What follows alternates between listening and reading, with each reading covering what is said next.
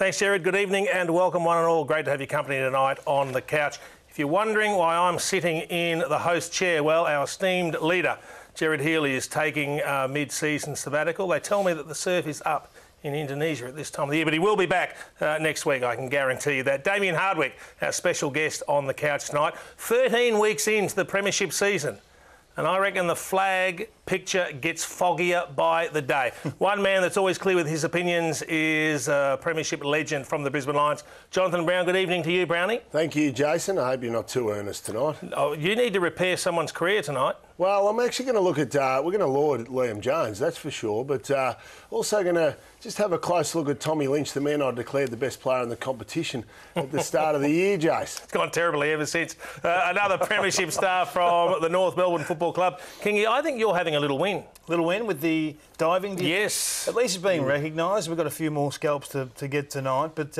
I'm glad we're through the bye period as well, Jason. I think the last couple of weeks have been really disruptive. Couldn't agree more. As I mentioned, Tigers coach Damien Hardwick, our special guest, plenty to sink our teeth into. Let's get into it on the couch.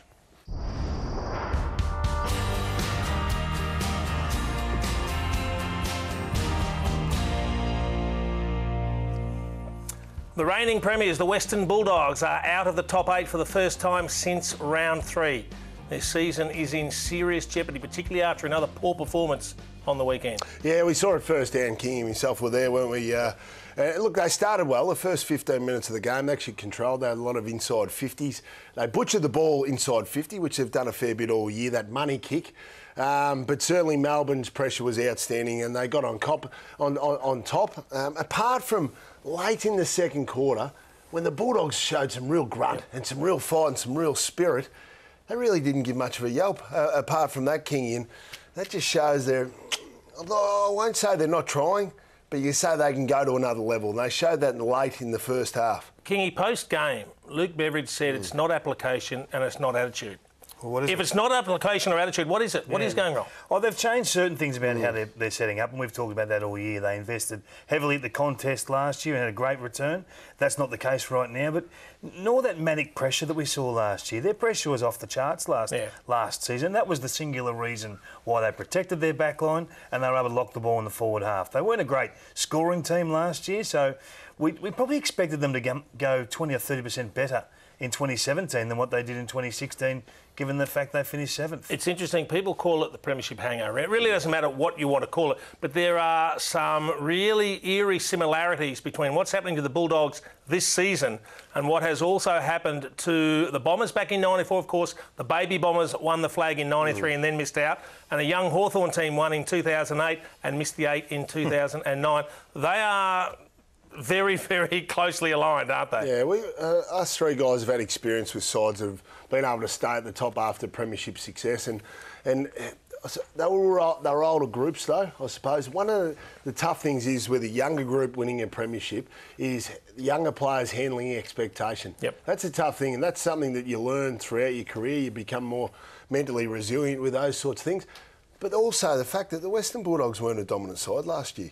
They got hot in September. So maybe we're overrating them coming into the season as to how good they actually were, just because they won the premiership in a really hot September. So they've come back to the pack. But yeah, there's a few issues there for mine.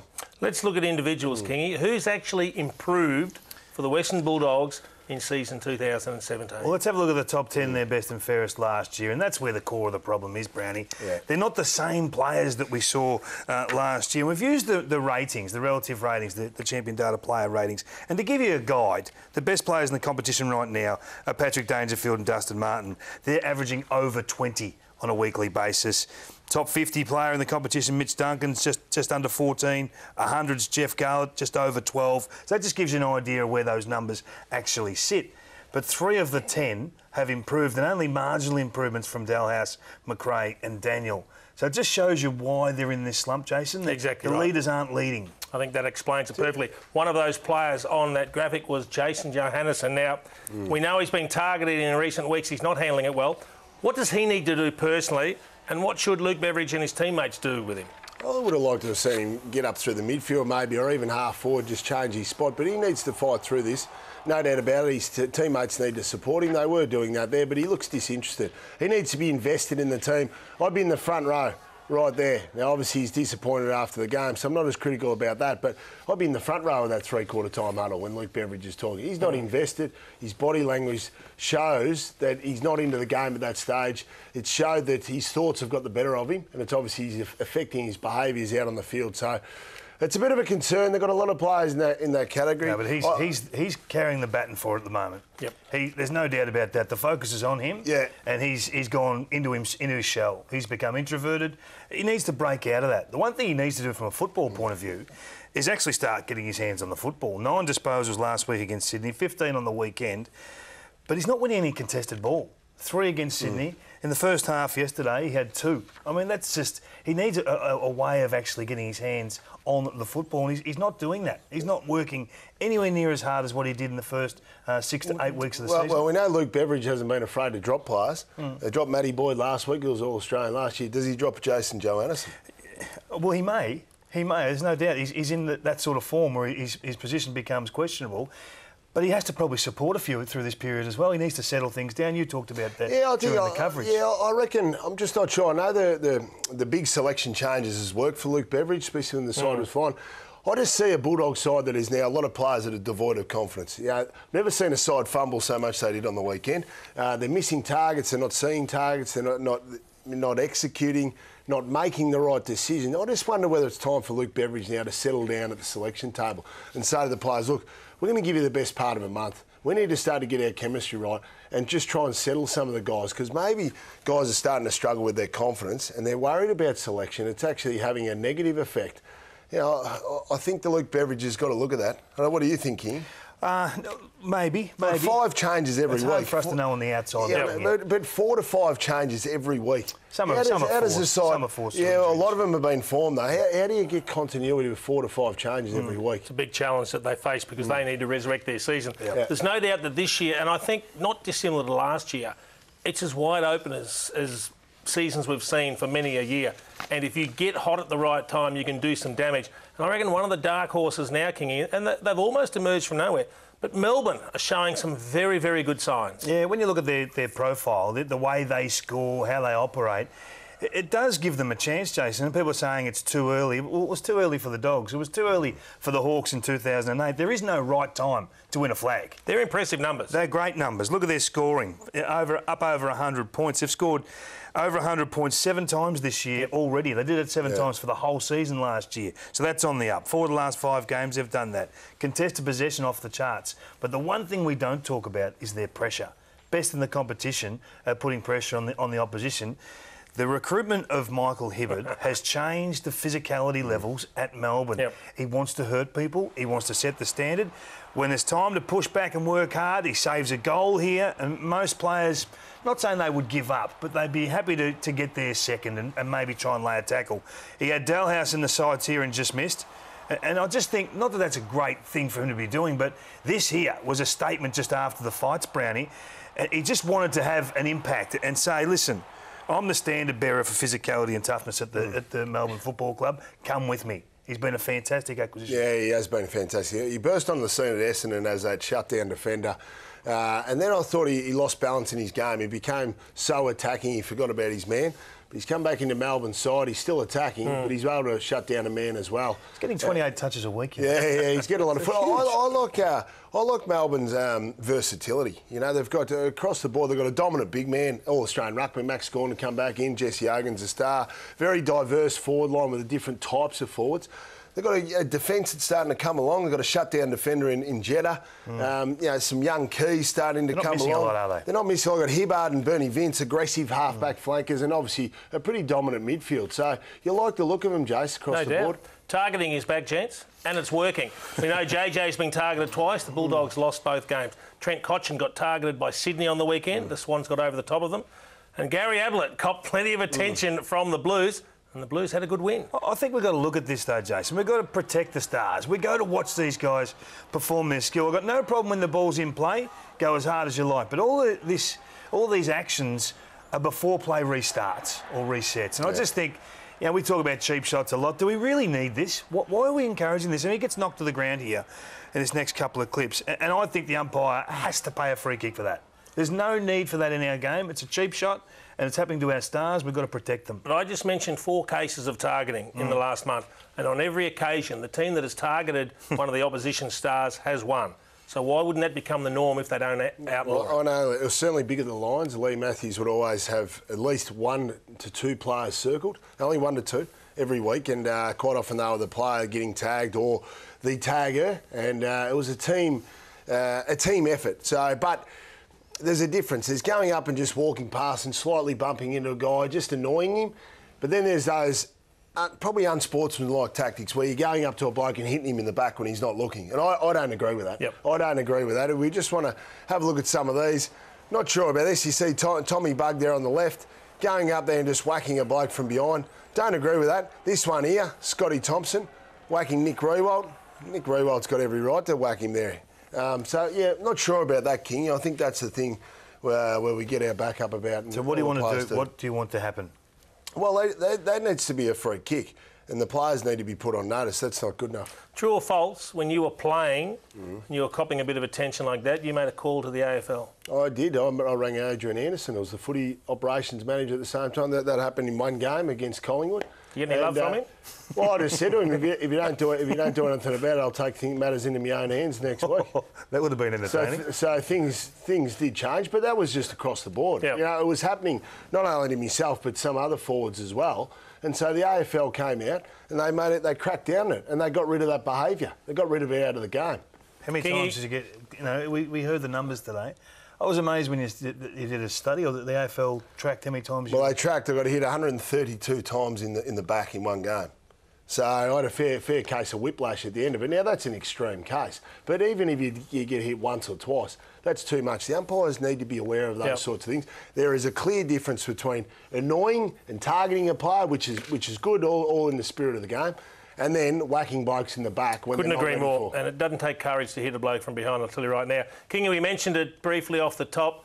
3 more cases of staging on the weekend, and I reckon the footy world's starting to take notice. We're going to show them, Jason. Start of the game, you know, Tommy Bugg, he'd stand up to most bumps. He knew this was coming and he fell to the ground. This one here, he dropped straight away, draws the free kick. There's a notion that they should double the fine if you actually get a free kick, Jason, because you want this out of the game. He throws his head back here. Jack Loney's a better player than this, and this really frustrates the fans. It frustrates all of us, I think, even the players. We've got to stop it. We really have to stamp this out. We're serious about this. I know that you can have a laugh about Alex France and he got off in the end, but it was addressed by the MRP. But I think we need to, especially the ones that cost goals. Oh, we're trying to help the umpires here. It's an incredibly hard game to umpire, and you just don't want those sort of actions infiltrating the game. We've seen what's happened with soccer. Now they're too far in, they can't pull it back. We need to cut this out very early on in the piece. I think we're all in heated agreement. We mentioned earlier it's a season that is up for grabs and there's no clear standouts at the moment. The Tigers, well, it could be a season that goes begging for them. They have lost another close one, 4 games now by less than 10 points in a season that really could have been anything for them. I think they've lost only won 2 of their last 7. When you have a look at those losses, Jace, up by 36 points against the Swans second quarter, up by 31 points against the Giants. Yep. Only really played 1 quarter against Fremantle, and up by 32 points against the Dogs at the start of the second quarter. So they've been in commanding positions in those games too, which I think elevates the frustration, not just the final 60 seconds or so. Well, the good news is we've got Damien Hardwick joining us, so there's plenty to talk about. Before to chat about that, and just ask him about his players' mindset at the moment, because belief's a powerful thing, or a lack of belief's a powerful thing late in games, and players obviously know that record. They know they've failed late in games, and what you do as a player, you start to get a little bit you tighten up a little bit. You start to think of the scoreboard instead of thinking about the process late in games, and you become very reactive. And so it hasn't been the space of 5 or 10 minutes the Tigers have been blown away. It's been a gradual thing that's crept in, and just wonder how much of an effect it's having on the players late in games, because they're playing fantastic football for the best part of 3 quarters prior to that in all those games. You want to talk about belief. The team that beat them on the weekend, the Sydney Swans, they have plenty of it. They're the only team that's won 5 out of the last 6, so their form is as good as anyone's. They look finals bound. They look like they could break all sorts of precedents and actually make the finals after a 0-6 start. It'd be unbelievable, wouldn't it? Really. But they are a strong contested ball team. We know that. Do you really think they'll get there? I do. Do you really think they'll make I genuinely do. We've seen Richmond come with a charge a couple of seasons ago and they bombed out first week of the finals because the season, in the end, took its toll. Do you think that would happen with Sydney, or would they have a meaningful chance of winning the flag by virtually getting in really late? Well, no, I think now we saw with the bye now before finals, that can help freshen up. We saw the impact it had in a positive way for the Bulldogs last year. So, yeah, they've got the side to do it, no doubt about that. You need a bit of luck, though. You're coming from a long way back. They can't afford any slip-ups whatsoever like they did against Hawthorn a few weeks ago. But they're not as reliant on 24 or 25 players like they have been in the past. They've introduced a lot of young players that are all playing their role. I think they're a red-hot chance to make the finals. A lot of people raving about Bryce Gibbs' game on the weekend, and it was one out of the box, but I think that's downplaying his entire last month, which has actually been as impressive as anybody's in the competition. Off the charts, Brownie, those numbers, aren't they? He's been great. He's been great. It just shows where his mindset's at. He's obviously more comfortable with Carlton this year. He's in a happy place. He's contributing very well. Makes you think that Adelaide are probably thinking, geez, we probably should have given up 2 first-round picks for him, that's for sure. But it's going to be an interesting one at the end of the year. You know, not to take away from what's happening on the field, but it's a big one at the end of the year as to whether he stays at Carlton or still wants to go back home to Adelaide. He'd have to be enjoying his footy there, wouldn't he? I mean, he couldn't not be enjoying that. Top 10 in the competition during that period with contested footy and uncontested footy. So he's got a fantastic balance in his game at the moment. Surely he likes what he's seeing from the young players coming through as well. What about the young coach, Brendan Bolton? Tell me what he was doing at three-quarter time. He does things a little differently, Kingy. He does. I love this. 2 points up at this stage. So the game was really in the balance. And if you've got any doubts about whether there's unity there and they've bought into what Brendan's teaching and orchestrating, that vision there at three-quarter time, it almost gave me goosebumps just thinking they are ready to go here. They can't wait for this last quarter to start. It was something unique. We don't often see that circle. It's very rare. So that's just an emotional play, a passionate play, and you can tell the players are invested. He's buying in. He's got all of their attention. And just talking to our comrade here, Mark McClure, who's been fortunate enough to sit in a couple of their meetings over the last couple of weeks. He just said his communication skills are fantastic. He's very clear with the tactics and the structures. And there's a lot of buy-in from the players, and there's a lot of good things happening down at Carlton. No doubt. They've got themselves a ripper in Brendan Bolton. What about the Beaten Brigade? What does this loss mean for Rodney Eade? Because their first quarter showing, they had a chance to get on a roll, the Gold Coast Suns. They had a couple of wins under the belt. You knock over Hawthorn, you knock over Carlton, all of a sudden you start to pick up momentum and you're right in the picture. Look at that first quarter. Yeah, they played some really good football this year in patches. That's for sure, uncompetitive, Brett. Uncompetitive, it lets you down big time, doesn't it? And I thought last week we were lauding them how competitive they were. Jay said it was their hardest working, most even four-quarter performance defensively we have seen, and then to go up and show that shows their inconsistency, and that's concerning for Rocket.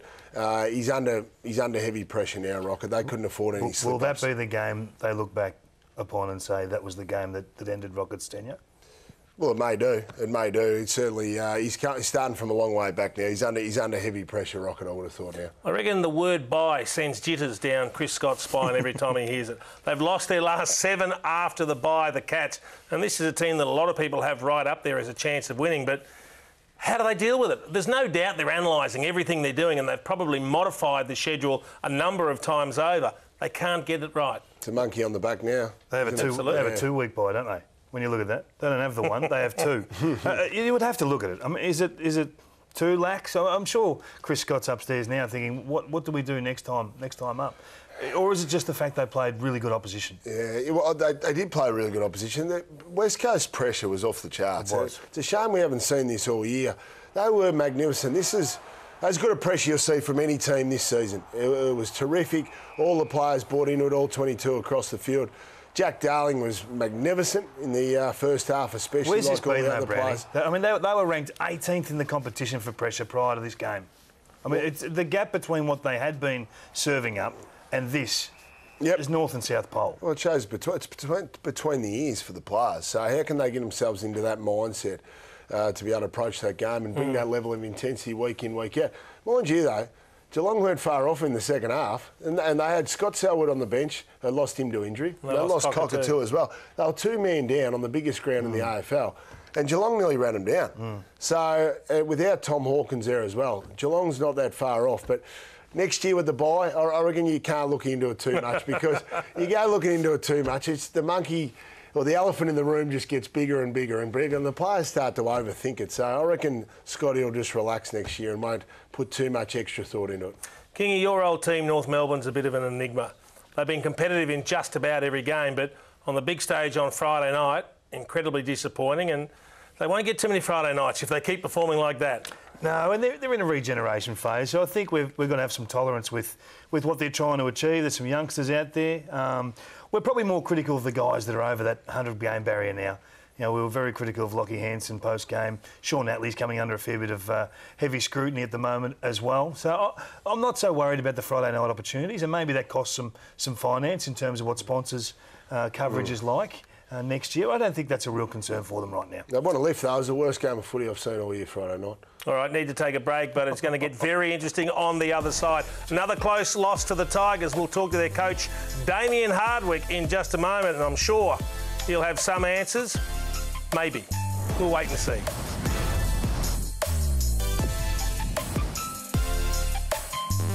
One more to finish the job, and it's Gary Rowan, and he's right foot in their rabbit, the Swans.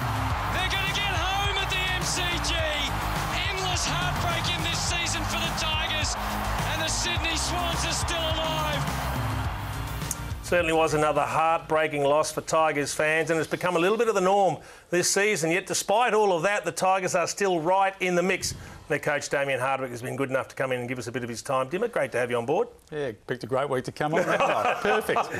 Well, look, we know you must be rehearsing all these sorts of things, but it's starting to become a little bit of a mental roadblock for your players. These tight games that can make the difference between a successful season and a slightly less than successful season. Yeah, it's probably a little bit different on the weekend. I thought we had opportunities to win the game. I think they kicked 5-1, 5-2, and we kicked 1-4. So we just didn't take our chances in front of goals. And then even late, we probably had some opportunities to move the ball a little bit cleaner and failed to take advantage of that as well. So, I keep saying it is a learning process, and we'll get better again. And giving ourselves an opportunity to win the game, that's the positive we take out of it anyway. How do the players handle it? Because this must be wearing them down as well. And your job is still to keep them positive and keep them up and about, but they've got to learn. Are they actually learning, or are they making the same mistakes?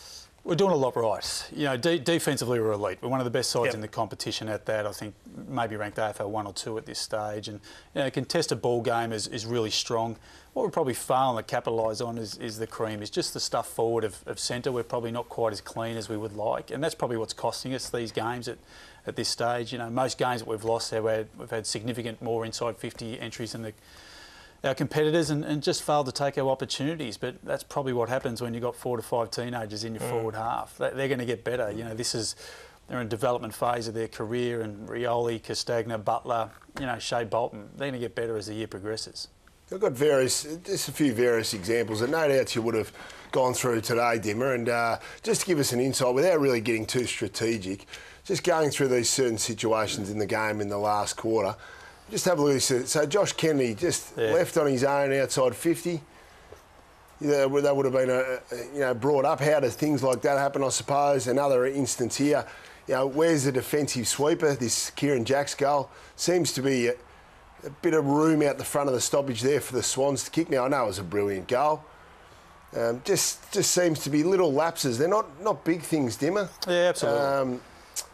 Another one here. Player just not seeing the guy on the inside there. These are the important ones for me, Dimmer. It's that ball movement when you've got to go forward to kick a goal. Yeah, we had 3 of these in the last minute and a half. I think you'll see this one here. We go across. We've got Shane Edwards through the middle there. You'll see forward. And these are the things you look at as a coach, and once again you train these and train these and train these in players, but it's like the fact that if the fire alarm went off right now, where do you go? It's all of a sudden it's like that sort of expectation. So we got some area of improvement for this one. The Jack goal, Camden McIntosh is on Buddy Franklin. We probably don't want our defender go on that side of the goals, and he probably gets a little bit starstruck by Buddy at that stage and comes around and leaves that gap. So that one there, we rolled the dice at the end. We actually had less players in the stoppage to try and get the ball forward. We pushed Dustin forward at that stage to try and steal us a goal. So, unfortunately, that's a game of 1%, 2%, incremental things, and we failed on the weekend, unfortunately. So how often, just to give us an idea, how often would you train these things? Because They have happened quite regularly to you over the last 12 months. Yeah, they've also got to realise that we've won a lot of close games as well at the start of the year. You know, we've blown sides out by 2 to 3 goals at the end, but the majority of our games have been relatively close, apart from probably the Carlton game and Brisbane game, which we won quite comfortably. But, you know, the Essendon game was 3/4 time.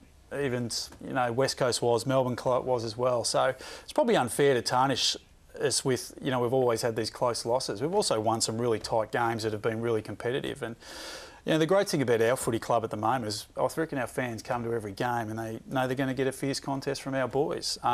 Most weeks we've had 7 wins. We've won those games. Unfortunately, we've probably lost some games that we should have won that we didn't quite take our chances. So we're still really confident with the style of game we play, our competitiveness in the contest, and how we play is a great template of how we want to play some footy going forward.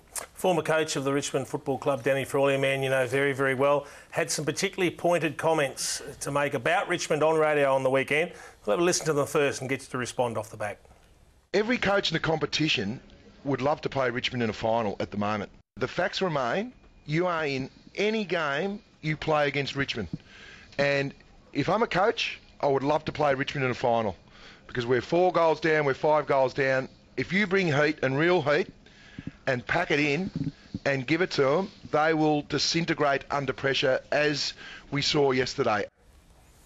Water off a duck's back, you take with a grain of salt. Everyone has their opinion, don't they? Yeah, do you still have that segment, Turn It Up? Still going? Oh, listen, I think it'll thrive on the weekend. Yeah, it's external. Look, you know, everyone's got an opinion. There's no doubt about that. We understand the industry we're in, and unfortunately we get the result we did on the weekend. We probably open ourselves up. But, you know, I'll still look at our players and, you know, 1 goal 4, if we kick 3 goals 2, we're not having this conversation. We win the game. So we've just got to make better of our conversion inside 50, and we're not having this conversation. I've got a nice pleasant day on the couch. It's probably not until the end of the season that you get a chance to redeem yourself anyway. Absolutely. Once the September action starts. Dustin Martin, very interesting to hear talk about his contract position as well. In fact, we might even have a listen to Tigers CEO Brendan Gale talking about the status of Dustin Martin's contract. It's not an ideal scenario, and it's probably uncomfortable for our fans who, you know, obviously, you know, love the guy and he's very important to our footy club. But, you know, all I can say is we're very confident the people we've got looking after it and very confident in our position. Probably approaching that time where we'd like to get a sense of, you know, where their heads are at, because we do have to plan certain things, you know, salary cap and other players. So I guess we're approaching that point. You're a very pragmatic person, but this appears to be becoming the norm now at all clubs, isn't it? Yeah, it is. And look, with Dusty, I'm prepared to wait as long as it possibly is. He's an incredible player. And, you know, we're really comfortable with where it's at, and we understand that the player's got a responsibility to himself. So we're comfortable with that. And once we know something, you'll be the first to know, Bung. What about if he does decide to leave, Damien? Do you have something in place where you could then launch to get another player, another star into your club? Well, there'll certainly be cap space if that does happen. And like I said, we're really confident with Dan and Neil that they're working with Ralph. You know, they're in constant contact, and we're confident that he'll stay. I'd love to say he is, but I can't be 100% guarantee of that. But what I will say is he's having a fantastic season, and if he keeps playing the way he is, he can be a free agent every year. Do you like free agency? Do you actually? Yeah, I do. I'm a big proponent of it. I actually think it's good. I don't know whether we've got it completely right, but I think the general element of a player that's been in the game for a long time, I think probably deserves a right to source his income. You know, Dustin's been a terrific servant for our footy club. Josh Schache has re-signed with the Brisbane Lions. Will you still chase another tall forward, or has your philosophy perhaps changed a little bit? I mean, you've gone through Elton, McBean, Griffiths and Vickery, all looking for that second tall forward, but it's working really well for the Tigers having all those smalls that put enormous defensive pressure on. It is. It probably changes week to week. You know, we've been in the club obviously early tonight and going through this week's, you know, decision making again, whether we try and get a tall forward in there. But, you know, it's whether that guy who, you know, we've got probably only one inexperienced tall at the moment, Marbial Chol, who's on our rookie list. All the other guys unfortunately injured at this stage, and it's whether we throw the young fella in there and see if he can rise, or do we just go with the best, you know, the 22nd best player on our list at the moment. And that's probably the option we've chosen at this stage. It probably did cost us a little bit on the weekend. I thought we were probably looking to go down the line, and we didn't have that beacon up there, because I think going forward, longer term, we certainly need to look at that position. But we've got some players that we're confident with will, over time, get better. and will be able to help us in that area. Just talk about some of the changes over the off-season, because you seem like your game style, Dimmer, has changed dramatically, in a positive manner, that is. You just talk about the need for change in the off-season and just talk us through that process, what happened. Yeah, it was a long time ago now, Brownie, but I think we've spoken about this before. I think when you have the season you had last year, it was incredibly disappointing for me, the players, and more importantly our fans. And the first place you've got to look is yourself. And, I wasn't the coach I wanted to be last year. I felt I was, I segregated myself from my players. I was working harder than I had to. I was trying to be, find the solution myself. But in effect, I was the problem. I was looking for things and creating things that weren't actually there half the time. And I ended up, being too worried about the micro and not the macro. So, I had a really poor year. I rectified that. We've been really fortunate to bring in some new staff that have reinvigorated me, reinvigorated the playing group. And probably changed our philosophy a little bit about being more of a defensive orientated side, more so than offensive. And I think the numbers probably suggest that as well. But, it's been built up to be something that's big and grand, but it's amazing how quickly things can change by just a couple of percent, working in a different way. And, Trent's been outstanding, been a massive support for me, as have Jack and Alex, and I think that we're all pulling the chain in the right direction, which we're really encouraged by. How many hours a week were you doing last year? The workload was out of control, wasn't it? Yeah, it was. It was out of control. And you're at your worst. You're locking yourself away, and I wasn't in a good spot at that stage, there's no doubt about it, but I couldn't tell you how hard I was working. And look, there'll be coaches going through it now, no doubt, and you tend to dive into trying to fix every problem, but the fact of the matter is sometimes you just got to get around your players and just write it out one way or another. So who told you? Was it one point in time, was it Mrs Hardwick give you a clip over the ears, or Neil Baum coming on board? Or, it was a little bit of both. There's a lot of self-analysis. I think that's what leaders do. You go away and you look at the things that make you you, and I went off the path that I normally was. I was normally happy, vibrant personality around the club. And I like to thought I still portrayed that, but deep down I wasn't happy in myself and the way I was going. And I sort of just needed that end point for the season to end before I could finally, unpack it, put it to bed, but then move on. But was there a point before that in the year where you thought this is not right?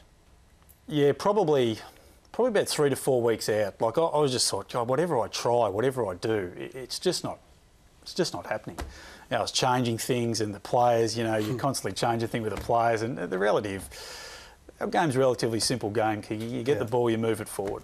Hasn't changed in 150 years. Unfortunately, as coaches, sometimes you can try and reinvent the wheel, which not working. What about Alex Rance? Just want to ask you about Alex Rance. I know my good mate and your good mate, Justin Lepage, who's down there at Richmond. He had a previous stint at Richmond as assistant coach. He showed me tapes of Alex Rance in his early days, and he was one of the clumsiest blokes you'd see. He used to trip over himself all the time.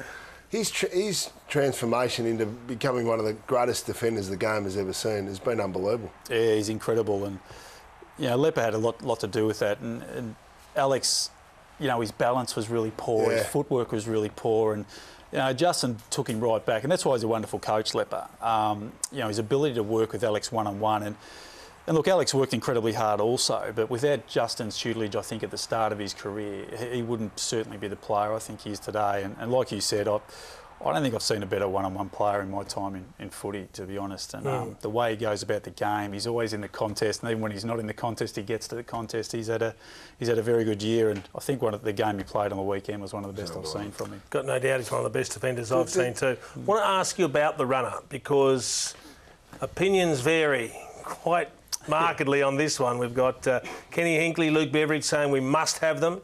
Nick Riewoldt, from a playing perspective, and also Chris Fagan have said don't need them. Where do you sit? Yeah, it's an interesting one. Someone asked me, off the cuff the other week, and I said, listen, I'm not too sure, but the rotations is probably the area I think we do need to get the players on and off. From a teaching perspective, I'm not sure how efficient it is to get your message from your runner to your player, in that space of time, whereas when they do come off, you can speak to them a little bit more calmly and actually, get them to comprehend what you're saying. So I'm probably unfussed, to be honest, whether they stay or go. The players smart enough to cope without them? Jason. They're probably asking the same us whether they're smart enough to have it. What about the 4 umpires? What have you made of that? Because at times there's been interpretation problems. Oh, interpretations. I actually think it's feasible. I'm not happy with their positioning at the moment. I think there nearly needs to be the 2 central umpires and then the 2 ends. I reckon they're too condensed and they're probably in the way a little bit at the moment. But if you have end zone umpires behind the play either end, they'll see a lot more free kicks. And I probably feel we've got to encourage more free kicks. I think scoring. I think if free kicks went up, I think scoring would certainly go up. You know, we don't want to see games like our game was 80 to 71. It was a great contest, but people want to see scores. And if we probably encourage more free kicks, I think scores will go up. We're seeing decisions being made from quite a distance away, and sometimes there's confusion between which umpire is in control, and it really becomes an opinion poll, doesn't it? Because if one umpire thinks it's a free kick and 3 don't, that one umpire will pay the free kick. Yeah, it does. And look, the interpretation of our game is incredibly difficult. You know, we caught up with Hayden and Swabby during the week, and you know, your interpretation of the whole of the ball will differ from mine, will differ from Kingy's, will differ. It's so hard for them to adjudicate, and you know, they do a stand-up job, these blokes. You know, it's a tough game. You get in there and you're amongst 36 players of 100 odd kilos running around you, and you've got to make a call in front of 80,000 people. It's a tough gig. Yeah, I know which we know players aren't perfect, but we expect umpires to be for some reason. And we crucify them when they're not. You mentioned Trent Cotchin before, who's been outstanding for you, and his leadership just continues to grow. Are you a fan of targeting players? Because he got targeted by the Swans on the weekend. It's come back into vogue in recent weeks, and the teams that do it are actually winning. Yeah, we sort of prepared our players for it. They've probably had a trend of doing it across probably 3 to 4 weeks, and yeah, it's something that's probably come into vogue. And look, now it sort of looks a little bit ridiculous now that you can't jumper punch players coming up and pushing each other around their chest. I reckon you should have reverted it back, so at least that way it looks a little bit more manly, I suppose. But anyway. Would you target someone? We do at various stages in different ways. You know, we'll have certain players that we'll target at stoppage or off the ball. You know, I think each side does that, and it's been happening since we're all playing, and we'll continue to do so. Don't worry, Dimmy used to love it. We were out there on the field and playing against him. The hardest one was Nigel Lappin. He wouldn't say it. You'd be going crazy at him. He wouldn't say anything to you. Hey, what about, we saw Tommy Bugg in social media and Instagram before the game. What's your thoughts on that, and what would your advice be to your players about social media banter pre-game especially? I must admit, I did enjoy it, but I thought, geez, as a coach, you'd be sitting there going, geez, you don't want to give the opposition anything more, but, oh, look, it's one of those things, isn't it? We live and learn, and it's not something that I'm worried too much about, mate, to be honest. I'm sure our boys will sort it out some way.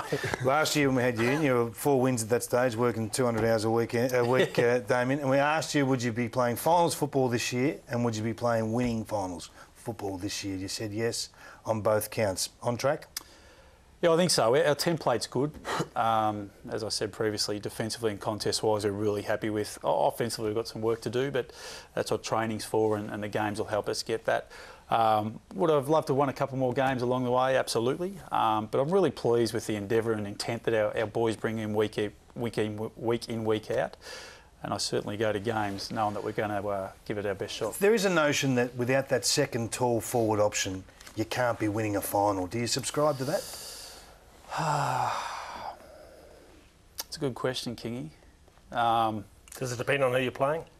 Look, it probably does, but you know, it's whether Nick Vlaston will come back into the side at some stage for us, whether he can go through midfield and Dustin can play more forward, or do I play Nick more forward? You know, they've got guys that just compete and manage the contest in the air. As long as they're good enough in that aspect, I think you can get the ball to ground. If we get the ball to ground, then we've got an advantage. But hopefully, I get to experience that question at some stage. Yeah. Big game coming up against the Blues on Sunday. They're not the Blues of the last couple of years. They've improved significantly. No, they've been terrific. They've probably got a similar template to us. So their back six and the way they defend behind the ball is really strong. They're probably like us in a way that goal scoring is probably their issue. So it's going to be a real defensive battle once again, and probably 13 goals to 10 or 12 probably wins it, if that makes sense. And Bolts has got them. He's coaching them very well. They're playing some great footy, and they've got a great batch of young players coming through as well. So that's an exciting time for their footy club, and hopefully we get to put a bit of a dampener on it because they're certainly playing some good footy. Always generous with your time, mate. We appreciate you coming in. Might have been a heartbreaking loss of the weekend, but the Tigers really are right in the mix. Good luck for the rest of the season. We look forward to seeing you in September. Thanks, gents. Thanks for having me. Plenty more still to come on the couch, including David King's All-Australian forward line. Could be some big names missing out. I wonder if there's a Tiger in there. Find out shortly.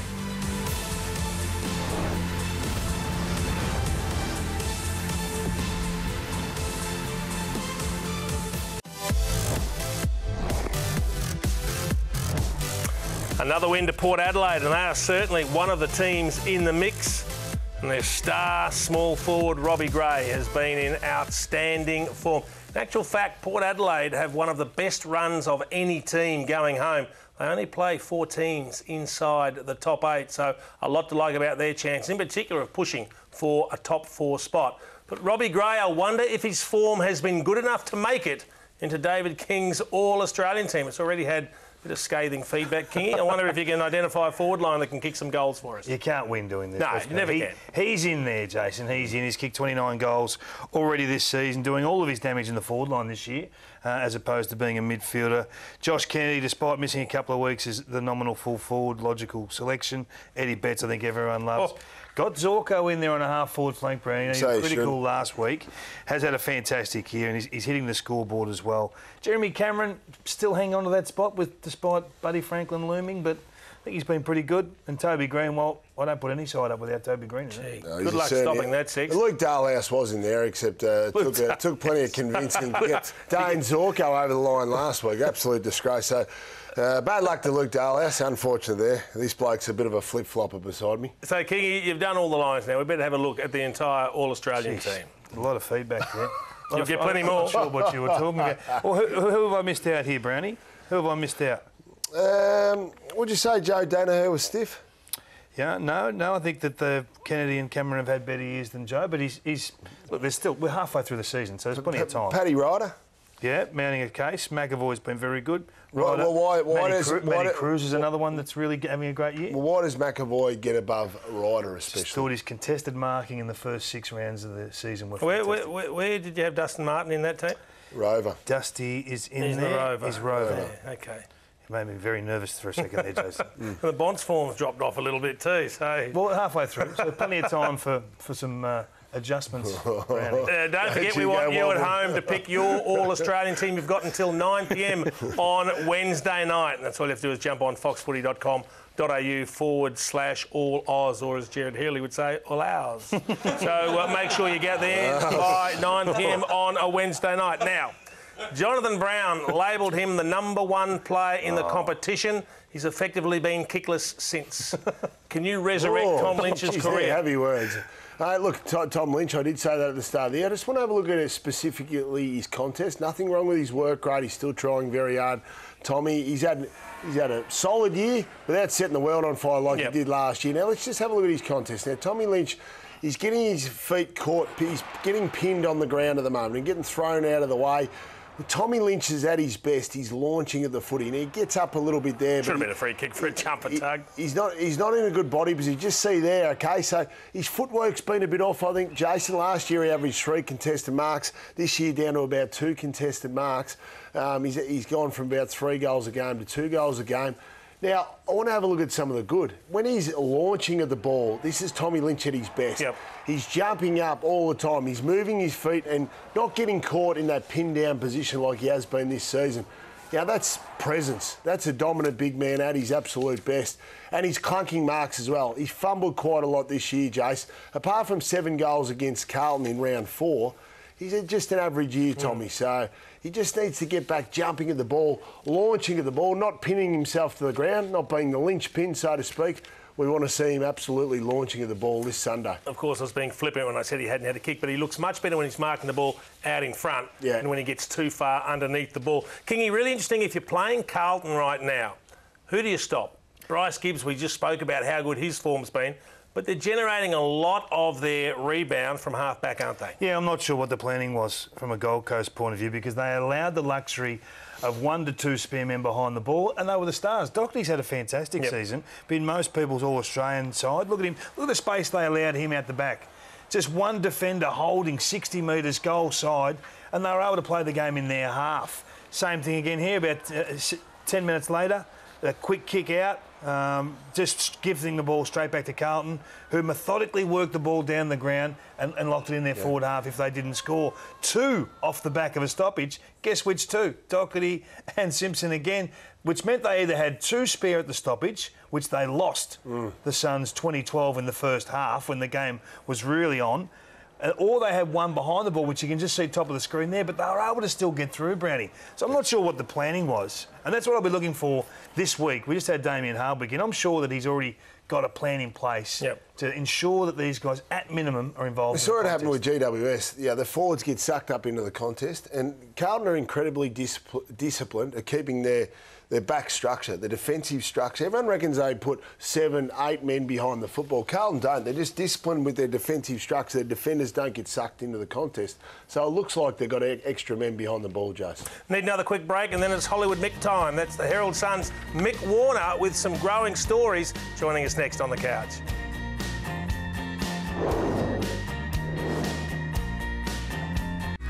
It's the night of nights, the 2017 Australian Football Hall of Fame induction. Adelaide tomorrow night. You can catch all the action right here on Fox Footy Live, an exclusive. That's AFL 360. We'll have the 6 new inductees as well as the Hall of Fame member that will be elevated to legend status. What a great night that is going to be. Joining us now on the couch, as always, the newsbreaker extraordinaire from the Herald Sun, Mick Warner. Mick, you know a little bit about what's happening tomorrow night. Anything you can tell us? Oh, we can't reveal any of the names, but it is one of the great nights on the AFL calendar, being held at the Adelaide Oval this year. As you suggested, 6 inductees every year, and every 3 or 4 years we put a legend of the game in. And some of the names who it could well be is Wayne Carey, Gary Ablett Sr., Jason Dunstall, Malcolm Blight, Kevin Sheedy or Dick Lee. So I think one of those guys will be named a legend. And then it's a 5-year eligibility criteria. So, Brownie, you don't qualify yet for the Hall of Fame, but some guys who potentially could, Barry Hall, Cameron Ling, Simon Goodwin and Tyson Edwards. Very good. So a great night. There, aren't there? Big Baz has got big numbers. I've got a feeling I don't need to work on a speech. If they haven't told me, it's probably not me, is it? We better get an update on Dustin Martin's contract.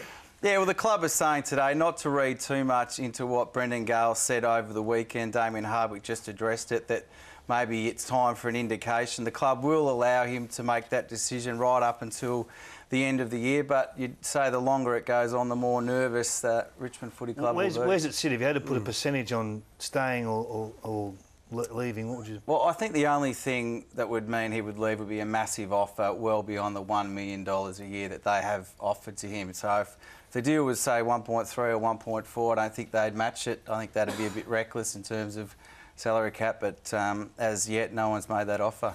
Now, Mick, I think a story that slipped a little under the radar. The AFL's come out and confirmed that they have docked the Giants 1,000 points in the draft. What does that mean?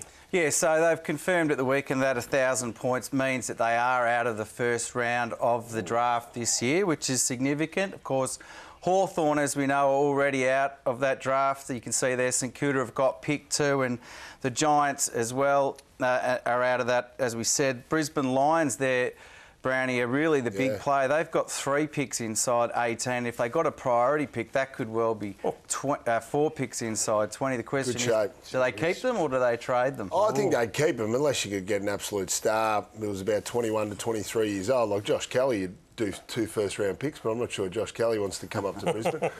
They've got some good players coming through the academy. I think they'll keep building through the draft. And you mentioned St Kilda. They've obviously got picks 2 and 9. As it currently sits, obviously that'll change, and that you'd think would get the deal done for Josh Kelly. It's going to make it hard for Geelong, Hawthorn, not so much the Giants because they've got a whole host of first-round picks, but they're going to be pretty deep now, aren't they? Yeah, and Richmond as well with 2 first-round picks, and obviously desperate for a key forward. Would they use those to land someone?